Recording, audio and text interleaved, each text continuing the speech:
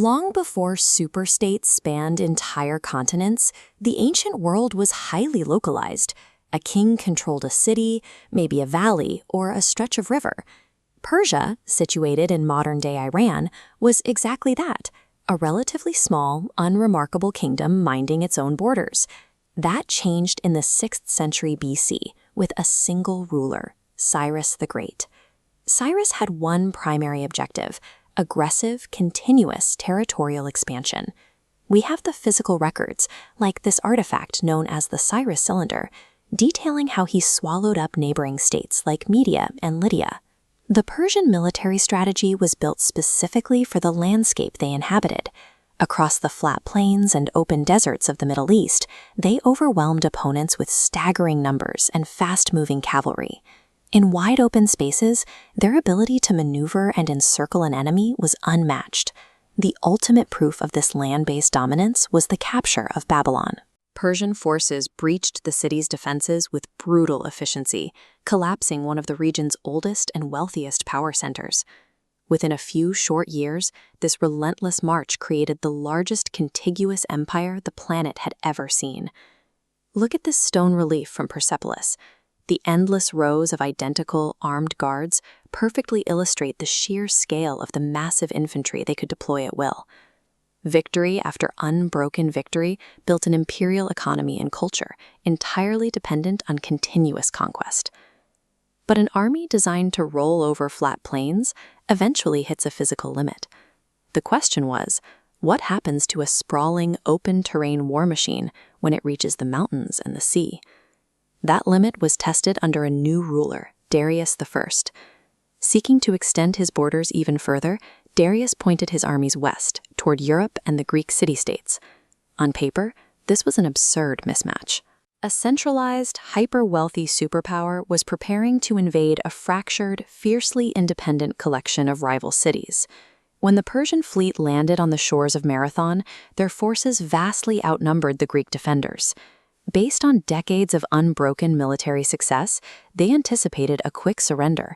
Instead, the Greeks executed a highly aggressive, sprinting forward charge. The heavy armor and tight formations of the Greek infantry drove straight through Persian lines, shattering the standard formations that had easily conquered the Middle East. The mighty Persian army suffered massive casualties and scrambled back to their ships in a chaotic retreat. Today, this burial mound at Marathon stands over the remains of the Athenian soldiers, who proved what was previously impossible: the Persian machine could bleed. Defeat at Marathon was a severe military setback, but more importantly, it broke the psychological illusion of Persian invincibility. And it guaranteed that Persia would return with a force designed to annihilate Greece entirely. 10 years later, a new Persian king, Xerxes I, mounted that revenge.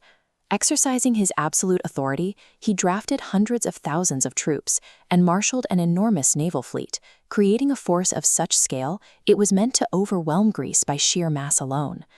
As this massive column marched south into Greece, they hit a geographical roadblock at the Battle of Thermopylae.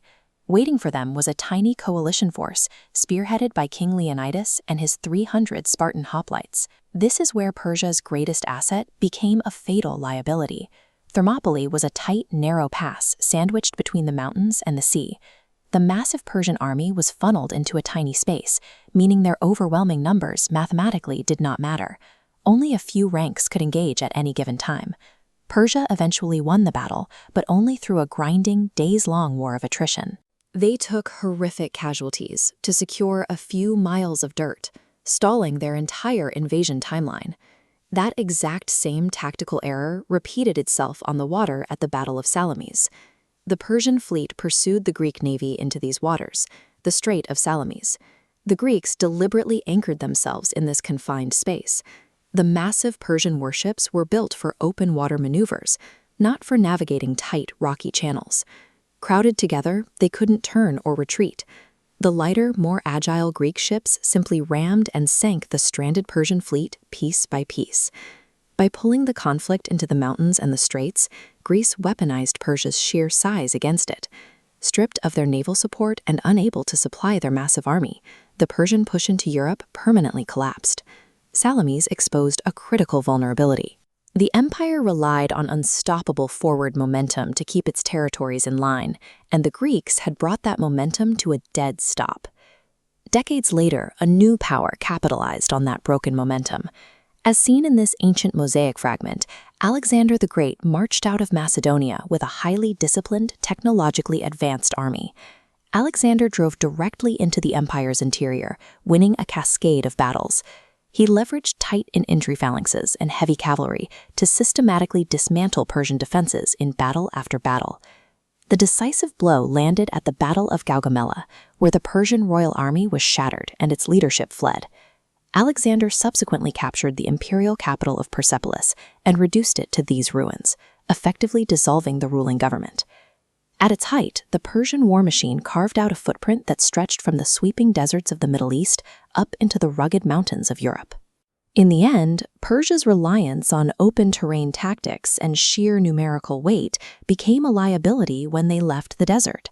When the geography no longer favored mass, the empire was left overextended, illustrating how a military built on size alone can be dismantled by the very terrain it seeks to conquer.